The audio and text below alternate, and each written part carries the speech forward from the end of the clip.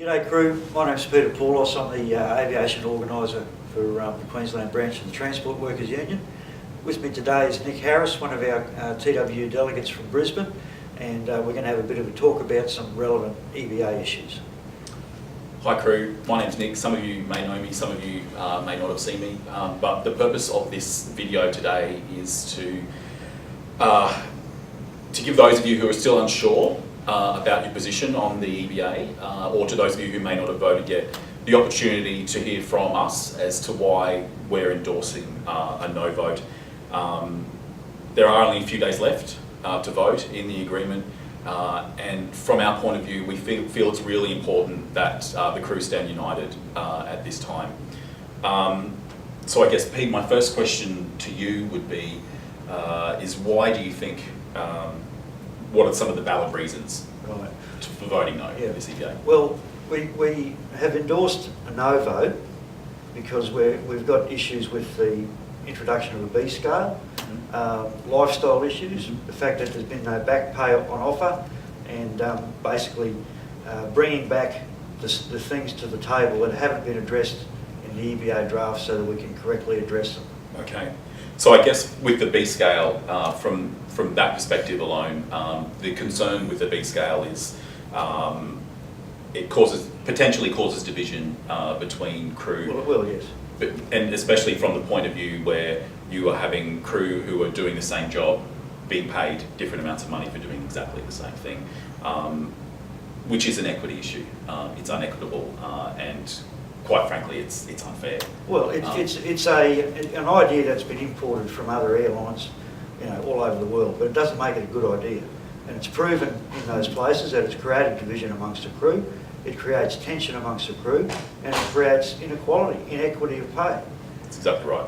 And I guess you touched on lifestyle balance as well.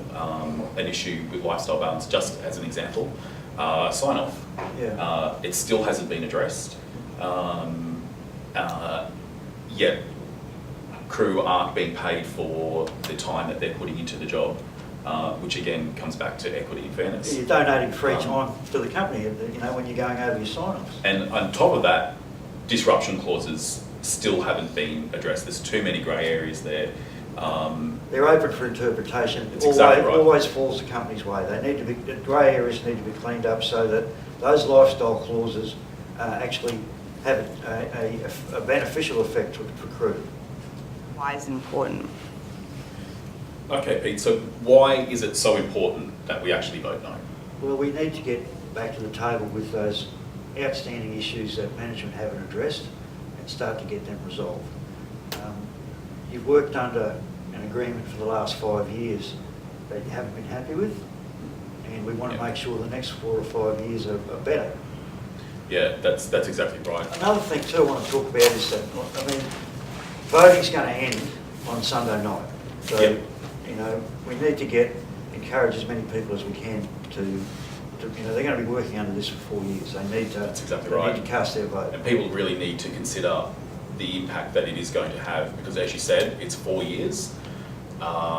We've been under this agreement now for 5 years, and I think if we as crew had really thought about that impact when we were voting for the last proposal, I think it really may have had a different outcome. Well, this is the last chance for 4 years that crew are going to get to have their issues put back on the table and properly negotiated. And to have their say. And it's a relatively simple process as well. It's a very easy process to follow. Yep. Either an SMS or simply log on to the link and yes or no. It's a matter of minutes before it's done.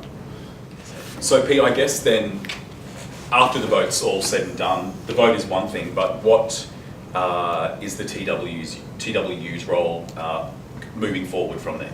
Well, it's a good question, and Nick, I think everyone would agree that the TWU has made a long-term commitment to looking after cabin crew, Virgin cabin crew, and representing them in their issues in the future, and that's what we'll be doing. That's what a union does between EBAs. They help their crew, represent their crew when there's issues. You're going to have problems coming up with the new Virgin leave and attendance policy, and there's going to be people that need to be represented through that, for instance. So we're going to have our work cut out for you, looking after you for the next few years anyway. And I guess from Crew's perspective, that's a really positive thing to hear, because the reality is we have never had that.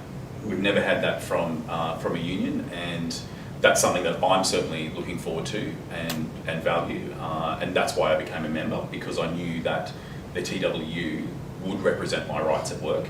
Yeah. And would be someone to support me if I ever needed that support. That's right, yeah, that's what we do. Vote no for a fair go.